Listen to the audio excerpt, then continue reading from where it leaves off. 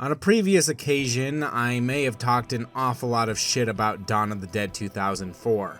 However, there is one thing that it managed to do that I had no qualms with, and that thing was getting the ball rolling for Romero again. If you were unaware, George Romero's filmmaking career had hit a significant slump post Day of the Dead. All of his movies weren't making returns, and his opportunities were becoming fewer and farther between. In fact, his last movie before Land of the Dead, Bruiser, didn't even get proper distribution because the company producing it merged with Vivendi/Universal, and they ended up looking at it and going, "What the fuck is this?"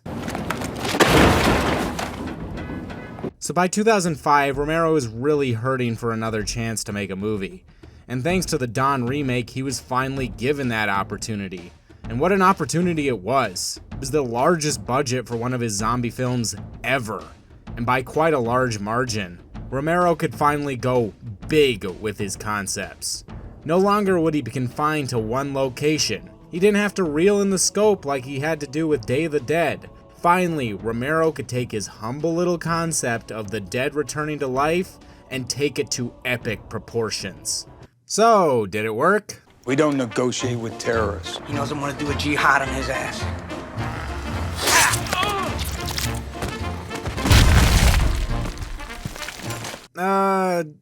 Nope. Yes, I'm remiss to admit it, but this movie is a huge mess. That being said, as funny as it was to play those 3 clips in a row, why Land of the Dead is in fact a mess is not actually that cut and dry. Why don't we start with something that is somewhat surface level, and that's the look of the movie. And, well, it doesn't look great. In fact, it honestly looks pretty cheap. The whole thing has a certain flat, dull look to it. I do actually have an explanation for this though. You see, Romero was never what you would call a very dynamic filmmaker. In most of his movies, the camera is relatively locked down.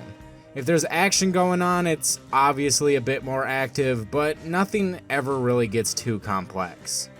There is one undeniable aspect that lends itself to the look of any of his movies that came out before Land, and that's the fact that they were shot on film. Now, I'm not going to weigh too heavily into the debate of film versus digital, but on the whole, I like the look of film a lot better. That being said, with film, you can have a movie with relatively simple blocking without dynamic camera movements and have it still look good. If you want a clear-cut example of this, look at rom-coms that are shot on film and ones that are shot digitally. In terms of scene construction, there's little to no difference, but the one shot on film clearly looks way better. I think it's apparent that when digital hit the scene, it threw a lot of filmmakers completely off.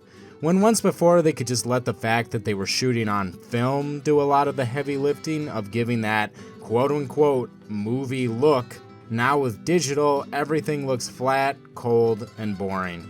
So unfortunately, that's where we're at with Land of the Dead. Not that there aren't any good-looking scenes, there are quite a few, but for the most part, it just looks fairly bland. I'll do a quick note on the CGI. Romero thankfully didn't pull a Lucas, and he was still very committed to doing everything practically. Besides a few outliers, there isn't an egregious use of CG. Except this movie commits a folly that always drives me nuts, and that's digital blood splatter. I'll make the concession that nowadays, with some craftsmanship, you can make it a lot less noticeable. Here though, it's just so cheesy looking. I take not having a blood splatter if this is the alternative. It's usually not even that necessary, all things considered. Like here, he's shooting the zombie, there's a clear impact, and it's dark out, so it stands to reason we won't necessarily see the blood. You didn't need to add anything here. Now that aside, as much as I think his old movies look better, Romero was never really about the visual aspect. It's always cool to see a zombie getting his head exploded or some such thing, but what I think Romero really excels at is character interaction. While a lot of his movies might have fairly complex premises, most of them have far more in common with dramas than whatever their outward appearance would lead you to believe. Night, Dawn, and Day are primarily in a single location where a group of flawed individuals go through the emotional gambit. Given that context, when I look at Land, all I can really think to myself is, what the fuck happened? Every character in this movie is woefully underwritten, and characterization in general is shallow. Everyone ends up being distinguished by their surface-level traits, how they dress, the weapons they use, and their stupid nicknames. You can call me Lieutenant.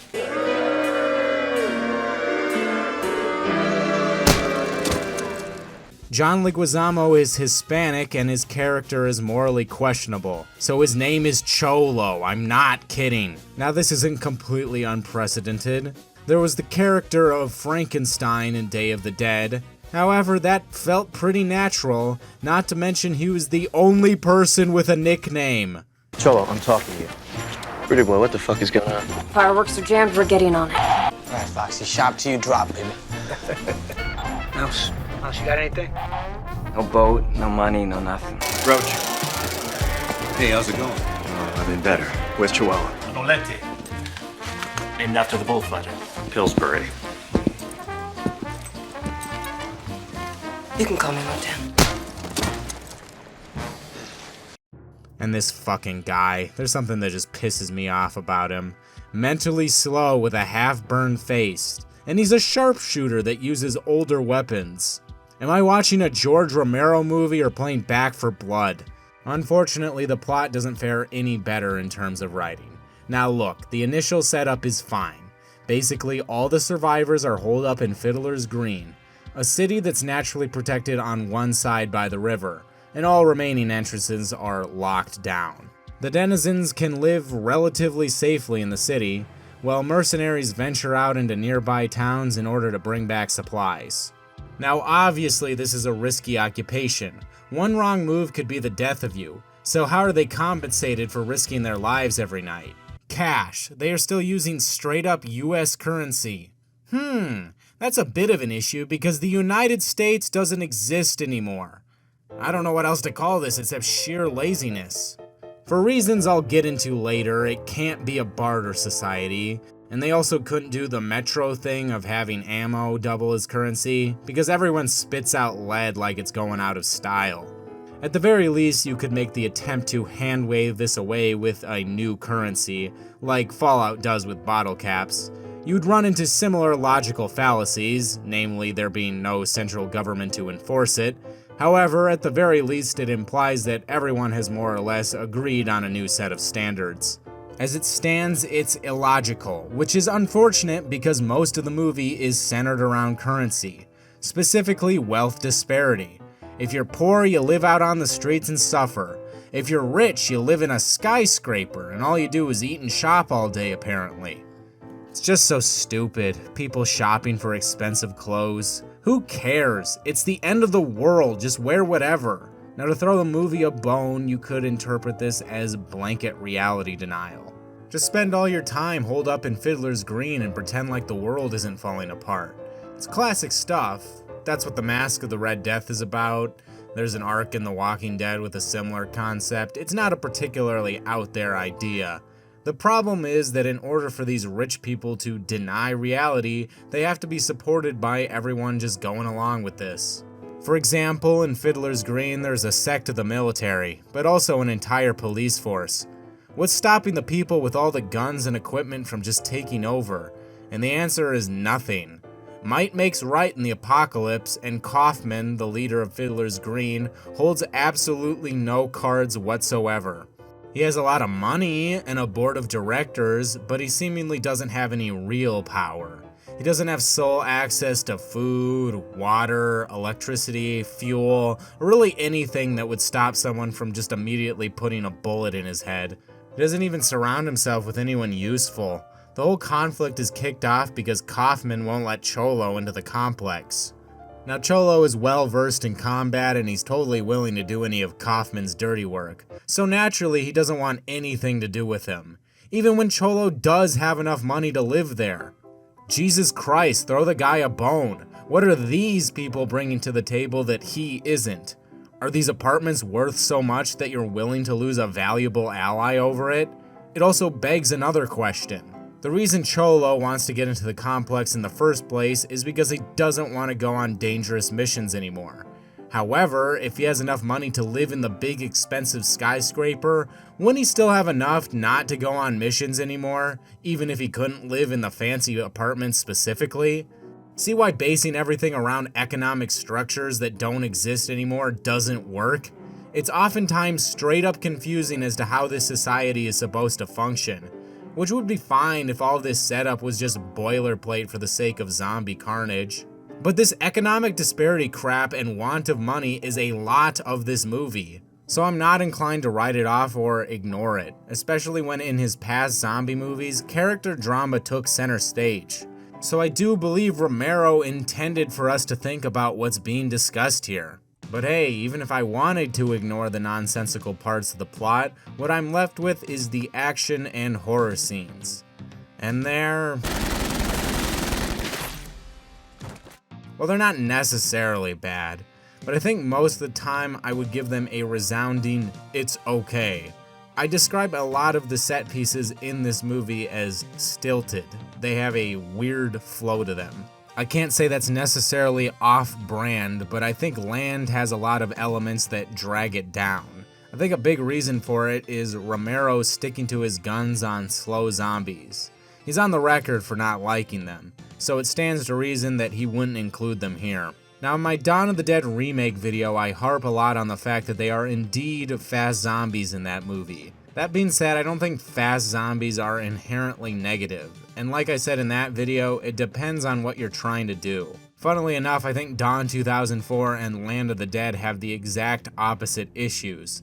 The Dawn remake tries to capture a similar vibe of the original with a group of normal survivors holed up in a mall. However, the bombastic action undercuts this because it necessitates that this group of random people must now have video game levels of marksmanship in order for them to stand a chance. Land of the Dead, on the other hand, doesn't really even attempt to have deep characters, and it would stand to reason that at this point in the apocalypse, everyone should be relatively good at killing zombies. However, all these trained professionals cannot hit the broadside of a barn on targets right in front of them, nor can they seemingly run away from extremely slow-moving foes in giant open areas. These issues could have been solved if the zombies were fast. You wouldn't have to make it so all these people who fight zombies on a regular basis seemingly have no situational awareness whatsoever, nor the ability to aim.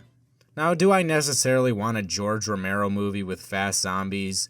No, and I do think it would be significantly off-brand. That being said, you can't just copy the way people get killed when they're 1. In an enclosed location, and 2. Typically have significant plot reasons as to why they fuck up and get killed. There's also a significantly larger amount of gore in this one. Now, I'm not a prude or anything, after all. Who doesn't love a good evisceration? Yeah. I know, I could use one. I'm just messing with you. For real though, the death scenes in the original Dead trilogy are iconic. But here I think I need to invoke the too much of a good thing clause because you see people getting torn apart constantly to the point that it starts to lose its luster. The reason the gory deaths in his previous works are so impactful is because they are saved for the climax of the movie. They feel exceptionally gruesome because you haven't been exposed to that level of violence for the entirety of the film. That all being said, there has been a significant aspect of this movie that I have ignored, and that's Big Daddy and his posse. This is a very clear continuation of Bud in Day of the Dead. The ability to relearn human traits is quite a novel concept, and one that really hasn't caught on much. So this idea does give Land an edge up on other zombie media, and this aspect of the film is by far the most interesting part.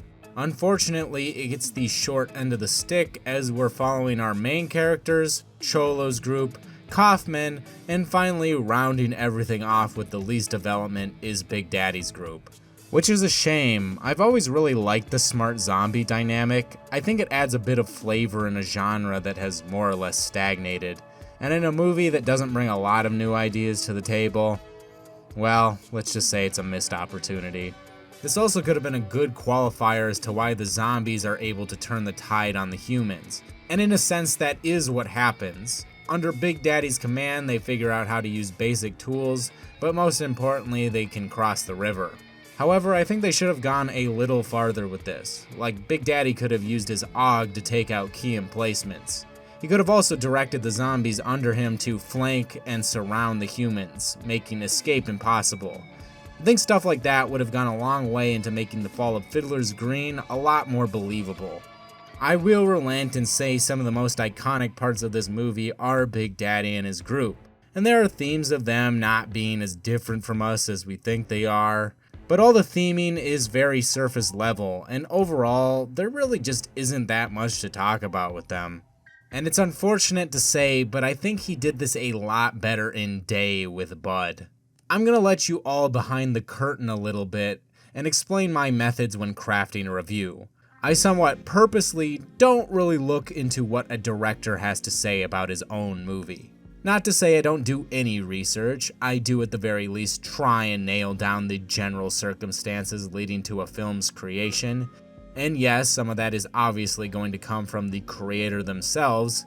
However, I'm not really that interested in a director's opinion on his own film. I firmly feel like a work should stand on its own, and if the director or the writer, or whoever is most responsible for the work in question, has to explain why their movie is the way it is, well, I think it's somewhat of a failure. I have no regrets about Only God Forgives. I think it's a masterpiece, and it is. It's a masterpiece. What is Citizen Kane? It's great. But it was an inexpensive movie, so financially... Who gives a shit? I firmly believe in the death of an author as a valid phenomena, and if you put out a work of art, you must be prepared for other people's interpretation of it.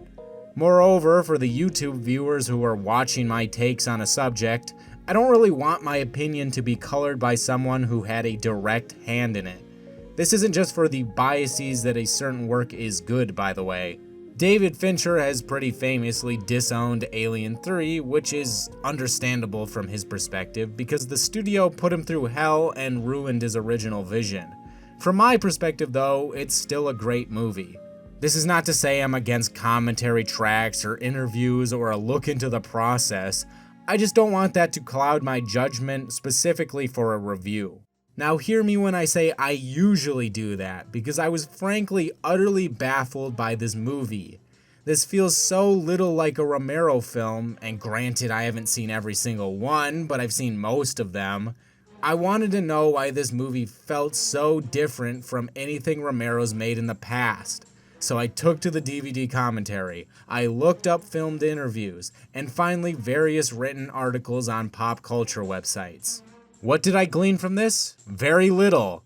I figured with a film that is seemingly such a big departure, he'd mention why he decided to go in this direction. Well, if he ever talked about it, I sure didn't find it. The way Romero talks about it, he makes it seem like it's business as usual. In fact, my attempts at a deeper dive didn't illuminate more than I would have just gleaned in my normal research. However, one thing I did uncover that surprised me was the fact that this script was written pre-9/11. I thought for sure this would have been written in response to it, except that's not the case. Lines like "we don't negotiate with terrorists" and "jihad his ass" were just sprinkled in later. As a side note, it seems like he thought those lines were also shitty. Why did you put them in the script? You didn't have to do that. It started to become abundantly clear that George Romero didn't set out to make a big departure from his other movies. In fact, he went about making Land of the Dead much like he would any of his other films. Now you could make the case that the guy was just out of his element. After all, this was the biggest budget he had ever worked with, and this is also the most action-packed movie he ever made. Working on such a large scale when he had only done fairly confined movies before, well, maybe that was just too much to ask. Now, I think that theory is somewhat of a contributing factor, but I do believe the real reason for why this movie is the way it is because Romero simply bit off more than he could chew. Now, I mentioned before his movies were becoming fewer and farther between, but that wasn't from lack of trying. In fact, his wife revealed that he had made around 50 scripts that never materialized into anything before he passed.